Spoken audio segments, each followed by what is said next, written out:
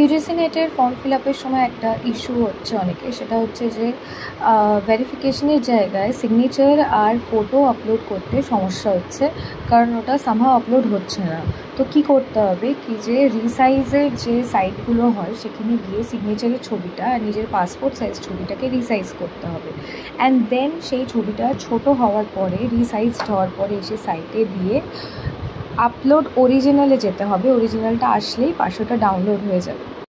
So যেই দুটো photo তুমি আপলোড করবে ভাবছো, সেই দুটো ফটোকে আগে গিয়ে রিসাইজ করো, লাইক 40 দিয়ে height and breadth, and then ওটা রিসাইজড হওয়ার পরে এসে মাই কম্পিউটার থেকে যখন সিলেক্ট করছো বা ফোন থেকে যখন সিলেক্ট করছো, তখন সেটাকে সিলেক্ট করে আপলোড অরিজিনালটা টিপতে হবে। দেন যখন তুমি ওইদিকে যাবে ডানে, তখনই ওপরে দেখাবে যে ভেরিফিকেশন কমপ্লিট, বা ওটা একটা ওকে একটা নোটিফিকেশান আসবে। That is how you have to do it. Thank you.